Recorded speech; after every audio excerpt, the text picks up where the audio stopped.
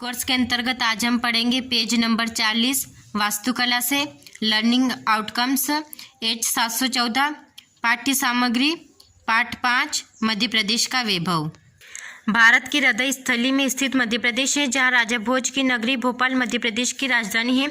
इसे जिलों की नगरी के रूप में जाना जाता है। इंदिरा गांधी राष्ट्रीय मानव संग्रहालय, भारत भवन मानव संग्रहालय, बिरला मंदिर, ताज उल मस्जिद और राष्ट्रीय वन उद्यान वन विहार भी यहाँ के दर्शनीय स्थल हैं।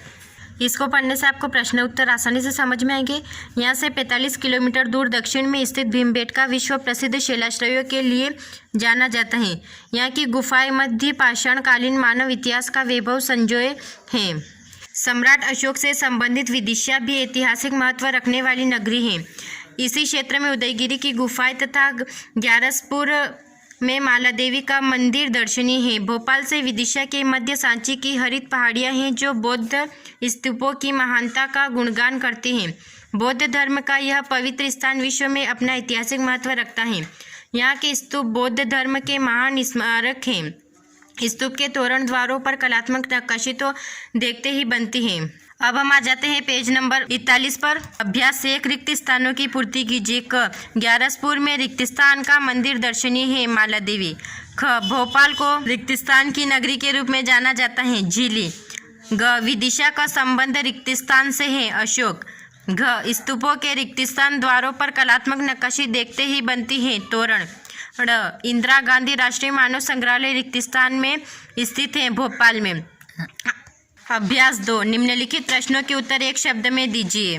फर्स्ट, भीमबेटका विश्व में किसके लिए प्रसिद्ध है? उत्तर, भीमबेटका विश्व का प्रसिद्ध शैलाश्रयों के लिए प्रसिद्ध है। प्रश्न नंबर 2, मध्य प्रदेश में सांची का स्तूप किस जिले में स्थित है? उत्तर, मध्य प्रदेश में सांची का स्तूप सांची जिले में स्थित है। प्रश्न नंबर 3, भारत भवन मध्य प्रदेश के किस शहर में है? उत्तर, भारत भवन मध्य प्रदेश के भोपाल शहर में स्थित है। प्रश्न नंबर 4, ताज उल मस्जिद कहाँ है? उत्तर, ताज उल मस्जिद भोपाल में है। अभ्यास 3, सही जोड़ी बनाइए। विश्व प्रसिद्ध शैल चित्र जो कि भीमबेटका में स्थित है। संगीत सम्राट तानसेन, ग्वालियर में। उदयगिरी की गुफाएं, विदिशा। बौद्ध स्तूप, सांची। अब हम आ जाते हैं पेज नंबर 42 पर। मूल्यांकन 10 दिए गए गद्यांश को पढ़कर प्रश्नों के उत्तर दीजिए। आप इस गद्यांश को पढ़ लीजिए। हम आ जाते हैं इस गद्यांश के प्रश्न उत्तर पर। निर्देश, उपयुक्त गद्यांश को पढ़कर नीचे दिए प्रश्नों के उत्तर दीजिए। प्रश्न 1, क खजुराहो किस राजवंश की संवेदनशीलता एवं रचनशीलता का परिचायक है? उत्तर, खजुराहो चंदेल राजपूत अर्थात चंदेल राजवंश की संवेदनशीलता एवं रचनशीलता का परिचायक है। होलकर वंश की प्रसिद्ध रानी का नाम लिखिए जिन्होंने महेश्वर मंदिर पुनर्स्थापित किया।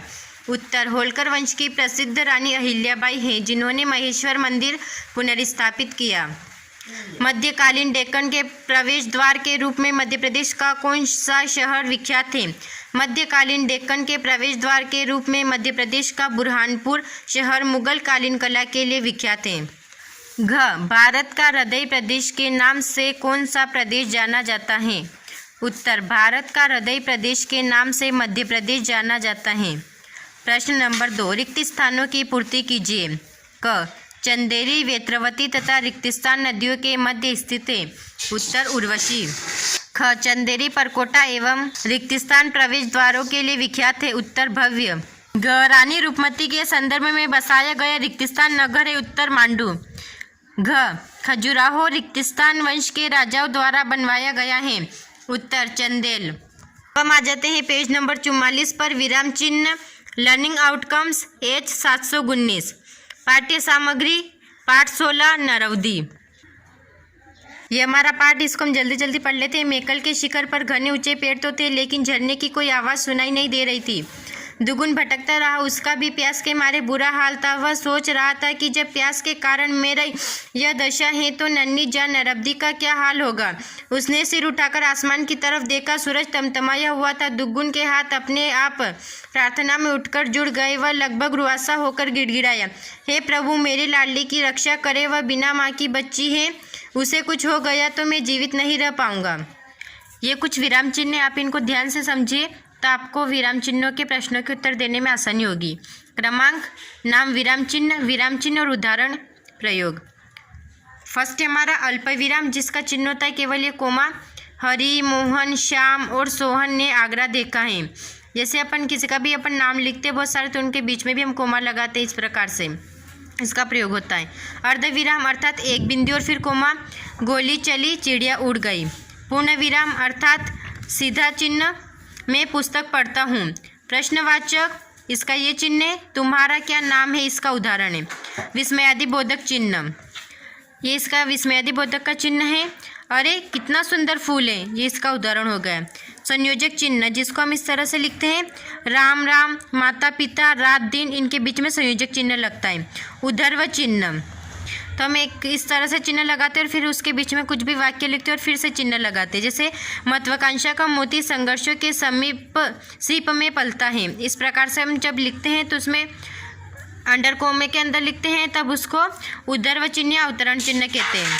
8 लाघव चिन्ह, जिसको हम बिंदु के द्वारा दर्शाते हैं। मध्य प्रदेश, तो इस प्रकार से लाघव चिन्ह लगाते हैं हम। लोप चिन्ह, क्योंकि हम इस तरह से डैश डैश करके लगाते हैं, जैसे Sindhu says dash dash dash NTC। तो हम आ जाते हैं पेज नंबर 46 पर। अभ्यास 1, वह मन ही मन बड़े देव को मनाने लगी। बड़े देव मेरे बाबा को बचा लेना, उनका प्यास के मारे बुरा हाल है, पानी नहीं मिला तो वे मर जाएंगे। उपयुक्त गद्यांश के प्रत्येक वाक्य में यथा स्थान विराम चिन्हों का प्रयोग कीजिए। उत्तर, वह मन ही मन बड़े देव को मनाने लगी। उसके बाद हम लगाएंगे योजक चिन्ह, सॉरी पूर्ण विराम का चिन्ह।